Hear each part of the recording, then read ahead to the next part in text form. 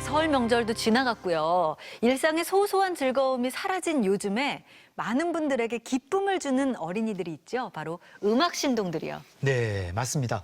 그런데 우리나라뿐 아니라 북한 텔레비전에도 요즘 음악 신동들이 자주 나온다는데요. 네. 오늘은 음악 경제 이야기 나눠볼까 합니다. 함께 하실 두 분 모셨습니다. 어서 오세요. 안녕하세요.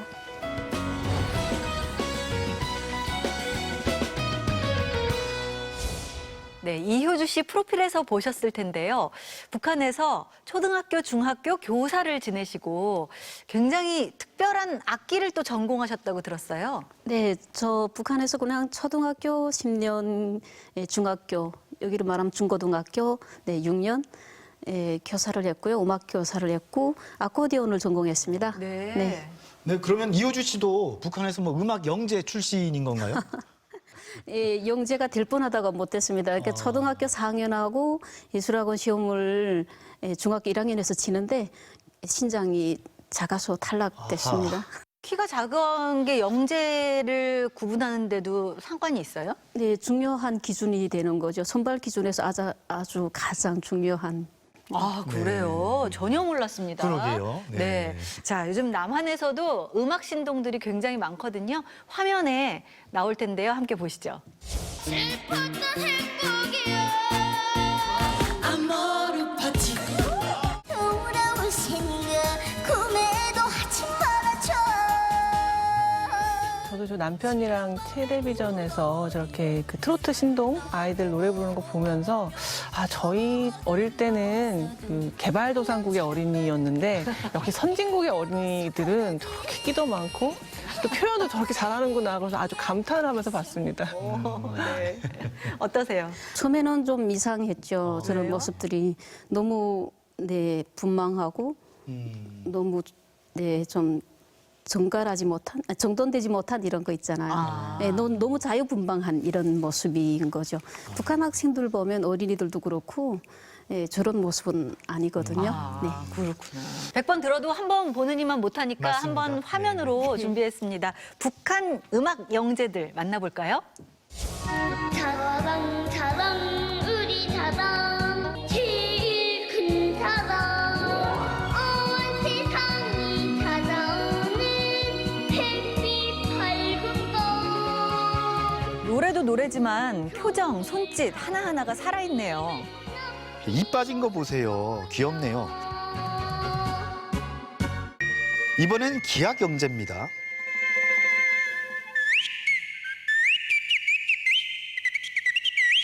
뭐 잘은 모르겠지만 지금 뭐 언뜻 봐도 뭐 기교가 상당해 보이는데요.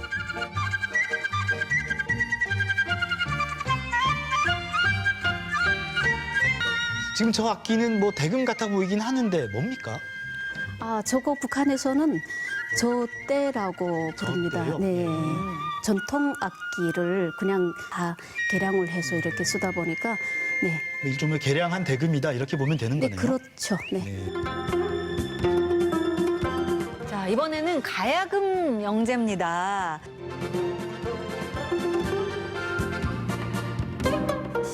와, 저 손놀림 보세요. 어깨, 깜짝 놀랐어요. 진짜 저게 이 악기 연주뿐만 아니라 저 퍼포먼스가 저런 어깨짓이라든가 손짓이라든가 표정 이런 게 정말 입이 떡 벌어집니다. 네, 이번에는 꼬마들이 거의 뭐 자기 몸만한 크기의 기타를 연주하는데요. 저기 뭐 손이 작아서 참 만만치가 않을 텐데요. 네, 연습 또 연습, 그런 연습밖에 없습니다. 그 과정이 생각보다는 좀 쉽다고 말하면 어떻게 전달되겠는지 모르겠는데 계속 반복시키면 아이들은 따라오게 돼 있습니다. 네, 뭐 화면을 보니까 북한 영재들 참 신통방통한데요. 그런데 북한은 아주 오래전부터 이게 음악 영재 육성에 큰 공을 들였었잖아요.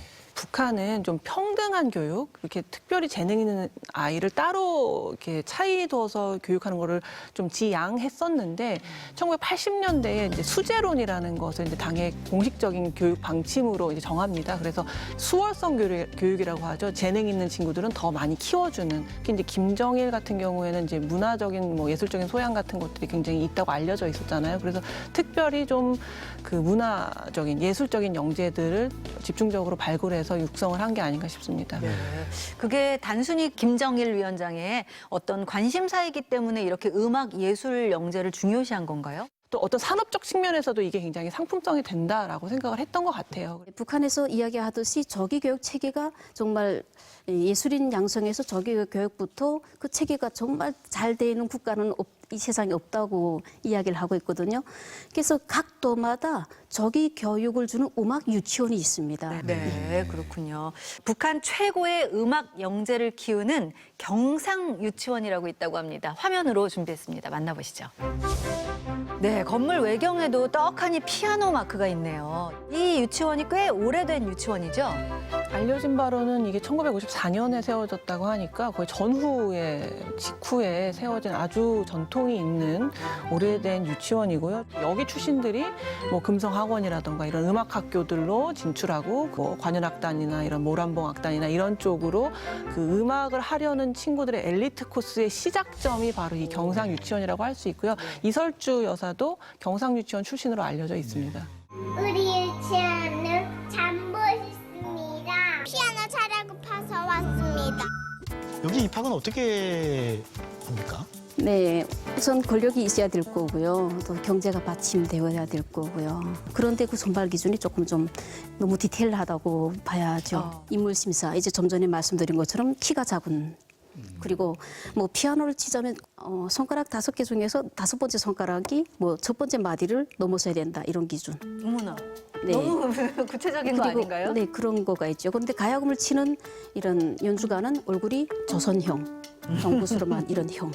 이런 기준이 다 있어가지고요. 그게 좀 까다롭습니다. 거의 1대1 맞춤 수업인데요. 아이들을 가르치는 선생님들 열정이 남다른 것 같습니다. 수준 높게 좀 하자니까 정말 힘듭니다. 몇 번씩이나 배워주다가도 잘 모를 때에는 막 속상합니다. 국가에서 인정하는 예술인으로 정말 두각을 나타내면 정말 북한에서 교사의 그 명예가 교사로서는 가장 큰 거라고 보시면 되거든요. 그래서 뭐 외부적인 인센티브다 할 때는 뭐 노동당원이 된다던가 아니면 공훈교원, 인민교원 이런 것들이 되는 거죠. 네, 북한에만 명문 음악 유치원을 화면으로 봤는데요. 그럼 이제 입학을 하면 그 부모보다 선생님 역할이 더 중요하다 이렇게 볼 수 있겠네요. 좀 약간 이제 남북한의 차이를 가장 보여주는 게 이제 북한은 어쨌든 국가가 좀 개입해서 공공의 어떤 교육 영역에서 이 아이들을 완전히 집중적으로 케어해서 영재로 이제 길러내는 부분이 좀 크고요. 물론 뭐 한국도 그 교육청에서 영재 선발 같은 거 하거든요. 그럼에도 불구하고 여전히 사교육이나 이제 부모가 어떻게 이 아이를 영재로 이제 만들어 주느냐가 훨씬 더 크게 작용한다고 생각해서 그러니까 북한은 어떤 좀 공적인 시스템이 더 좀 강조되고 남한에서는 어쨌든 좀 사교육이나 사적으로 어떻게 이 아이를 키우는 것인가에 좀 더 포커스가 놓여져 있는 것 같습니다.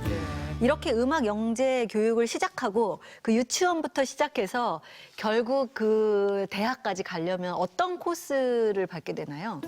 유치원 졸업해가지고 음악 유치원 졸업해서 예술학원 들어가서 예술학원에서 기량자 그러니까 예술학원에서도 매해 216 예술축전 같은 걸 합니다. 거기서 1등을 하면 그 음악대학에 그 김영지 음악종합대학에 붙을 수 있는 거죠. 근데 정말 그 대학을 졸업한다는 건 북한에서 정말 예술인으로 인정받는 그런 케이스가 되는 거죠. 예, 말씀하신 국가가 주도해서 뭐 유아 영재 발굴부터 육성까지 그렇게 하는 것 같은데 그렇다면 학비는 전부 다 국가에서 지원을 해주는 건가요? 교육 자체는 뭐 이렇게 무료 교육인데 그 외에 들어가는 것들이 이제 뭐 교수님한테서 지도를 잘 받으려면 무언가 또 내야 뇌물. 네, 뇌물 여기 천지 같은 걸 네. 남한도 예체능 교육이 돈이 많이 들잖아요. 그리고 맞아요. 부모의 서포트가 엄청 중요합니다. 그래서 남한도 이제 그런 것처럼 북한도 점점 이제 좀 시장화가 되고 돈을 버는 사람들이 생기면서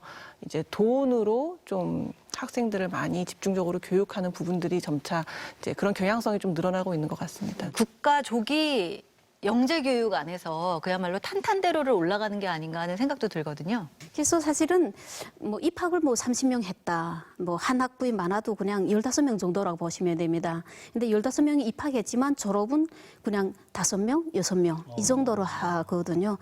예. 아니 그러면 입학할 때 30명이 입학했는데 5명이 졸업한다. 25명은 어떻게 되는 겁니까? 그러니까 일반 학교에 보내진다던가 그리고 예술학원 내에는 사범과에 가서 그 사범과에 보내지면 예술인이 아닌 교사로서의 역할을 수행하게 되는 거죠. 우리나라에서는 세계적인 바이올리니스트 뭐 사라장도 있고 또 피아니스트 정명훈 씨도 계셨고 막 이렇게 세계적인 음악인들이 되시는 분들이 계신데 북한에는 어떻게 되는 건가요? 북한도 그런 세계적인 대회에 나가서 입상한 경우가 있어요. 2016년에 그 쇼팽 청소년 콩쿠르 대회고 거기서 마시나라는 북한 출신 피아니스트가 1등을 합니다.